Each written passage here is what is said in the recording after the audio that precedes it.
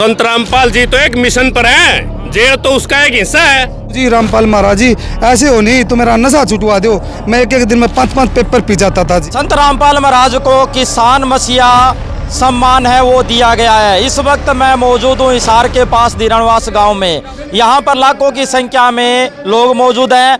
Tent से आप देख सकते हैं, टेंट लगा हुआ है। टेंट के बाहर 5 गुना ज़्यादा संख्या आप देख सकते हैं, ये बाहर देख सकते हैं।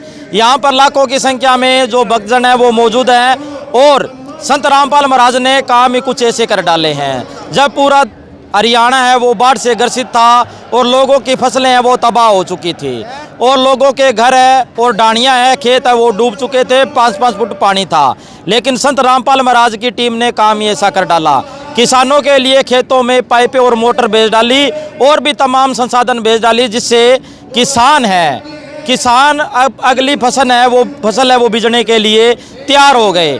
किसानों का काफ़ी फायदा हो गया, जिसके लिए संत रामपाल महाराज को सम्मानित करने के लिए यहाँ पर किसान मसीहा सम्मानित है समारोह वो आयोजित किया गया है। यहाँ पर आप देख सकते हैं लाखों की संख्या में भीड़ है और भक्तजन भी यहाँ पर मौजूद है। हाँ जी, क्या कहना चाहोगे जी?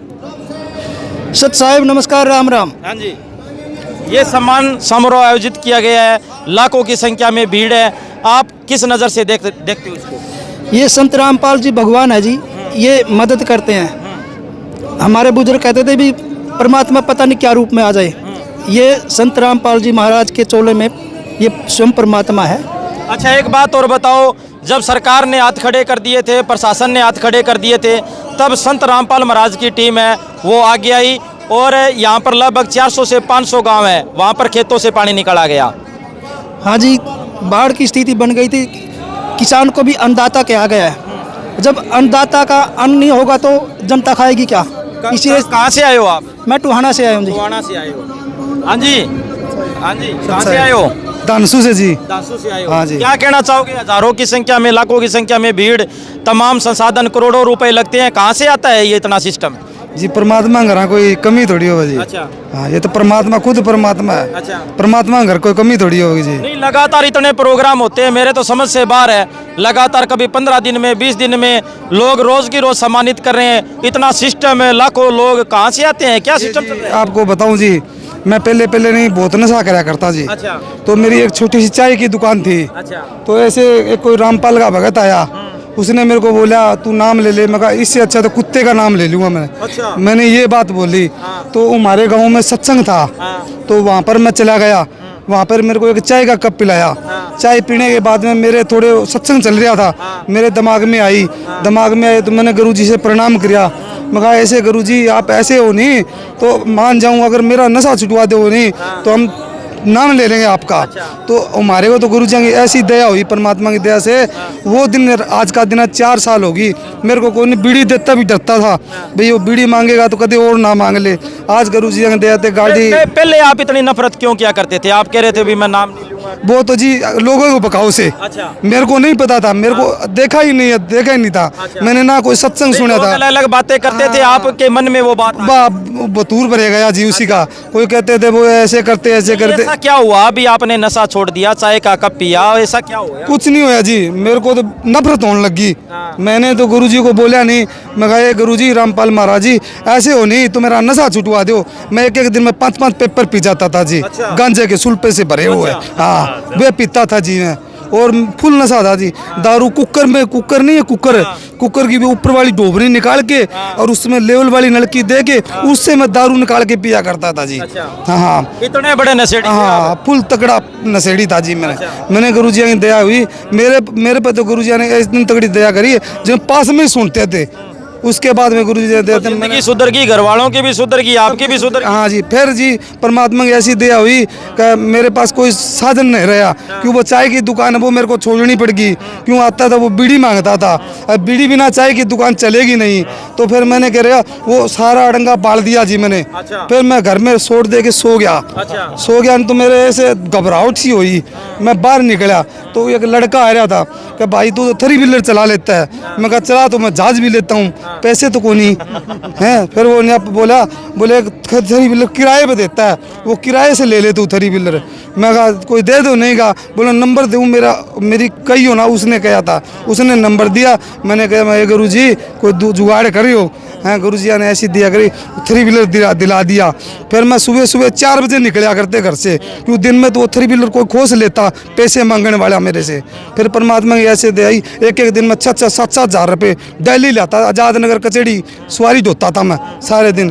फिर ऐसी दुआई परमात्मा की, वो सबका कर्जा उतार दिया। फिर हमारे गाँव में एक बिश्नोई है, उसका नाम चोरू है, तो वो बोले, वो कहने लगा उसके पैसे चौखे हो रहे थे। मैं उसका सुबह सुबह पैसे देने गया तो वो कहने लगा पैसे की ज़रूरत हो नहीं, तेरे को और दे दूंगा मैं।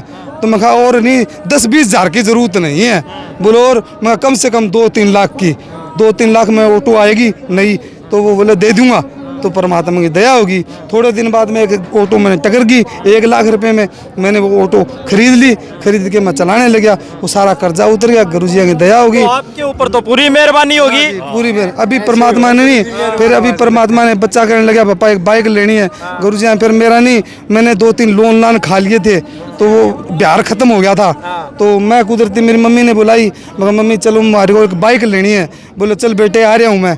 तो मैं बोले कैसे आऊँ, मैं बोले थ्री व्हीलर भेजूँ, तू आ जा। वो आई, मैंने मेरे कागज़ दिए, वो कह तूने कुछ लिया ही नहीं। मैंने किया, मैंने कुछ छोड़ा ही नहीं, कि मैंने तो पहले मेरी बाइक ठा ली थी।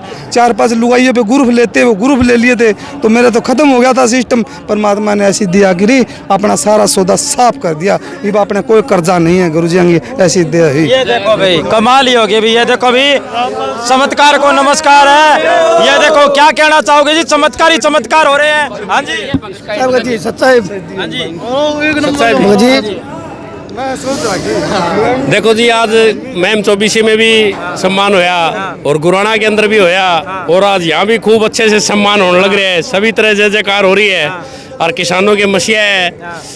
तो आज मैं आपके चैनल के माध्यम से एक ये बात कहना चाहता हूँ कि इस संकट की घड़ी में हमारी किसने सुनी, ये सवाल भी मेरा जवाब भी बताऊं भाई। इस संकट की घड़ी में हमारी किसने सुनी, हमारी सुनी संत रामपाल महाराज ने।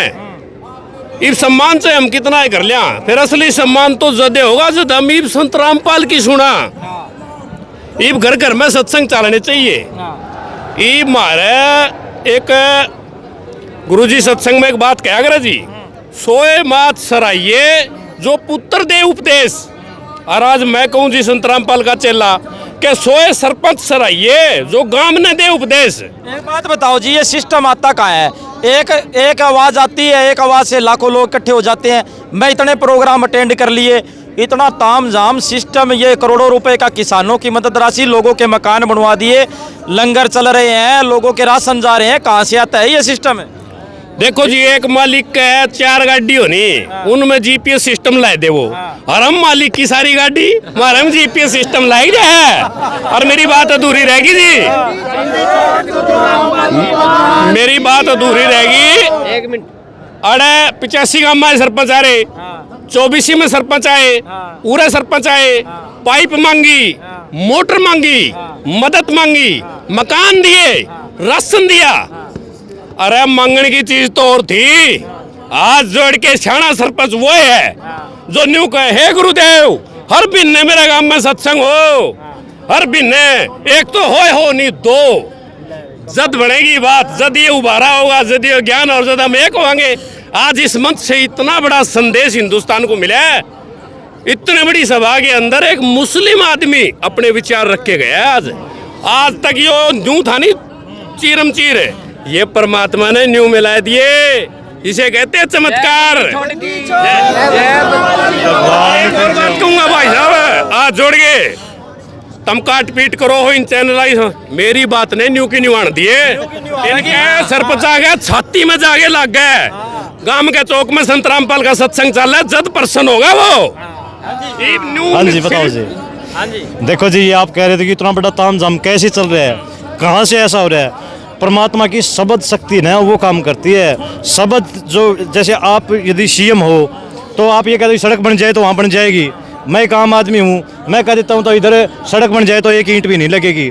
इसी तरह परमात्मा है ना, उसकी एक शब्द शक्ति काम करती है, वो पूर्ण परमात्मा है, उनकी दया दृष्टि से चल रहा है ये काम। एक जी कई सोचने वाली बात है जी ये। कुछ लोग कहते हैं भाई संत रामपाल तो जेल में है। संत रामपाल जी तो एक मिशन पर हैं, जेल तो उसका एक हिस्सा है। और जो आदमी जो नकली संत है ना, उनका खलबली मच रही है को तेरी गई भी कुकर करा, जेल भी हो ली, आश्रम का डड़े मार लिए, गुंडा बुंडा भी कह लिया, बदनाम भी कर लिया, दूध तनवा दिया, खीर भी बनवा ली, भगता ने भी खा ली, मैं प्रसाद गेड़िया वह भी ओड़ा आश्रम में बिक गई। यो क्यों करे काबू को नहीं आवे। संत रामपाल के चेलियां द्वारा जो जगह जगह प्रचार चल रहे ना, अब जो नकलियां बैठे उनने बेरा तो पाट लिया, तुम नकलियां बैठे हो, फिर उन आवे शर्म। एक लोग कहते हैं ये संत लेता नहीं देता है। हाँ जी बिल्कुल, संत रामपाल जी महाराज जो है, हम के देश का है, कौन सा करोड़पति है नहीं बताओ, सारे भिखारी हैं इसका दरबार के। इसका दरबार में जितनी आनंद मौज देश एलपी तो नीचे तो किसी आश्रम में घी को नहीं उतरा है, और रसोई इतनी बड़ी है इसकी संत रामपाल महाराज जी की, ट्रक भी इतने घूमे आवा उसमें बस है। और 15-15 आश्रम ऐसी विचार रखी है भाई, मौज कर रखी है भाई। यहाँ पर देखो भी लाखों की संख्या में भीड़ आती है, और किसान मसीहा सम्मान है वो आज संत रामपाल महाराज की टीम को दिया गया है, और सम्मान दिया भी क्यों ना जाए, क्योंकि काम ही ऐसे कर डाले हैं। वीडियो को शेयर करें। धन्यवाद, शुक्रिया, जय हिंद, जय भारत।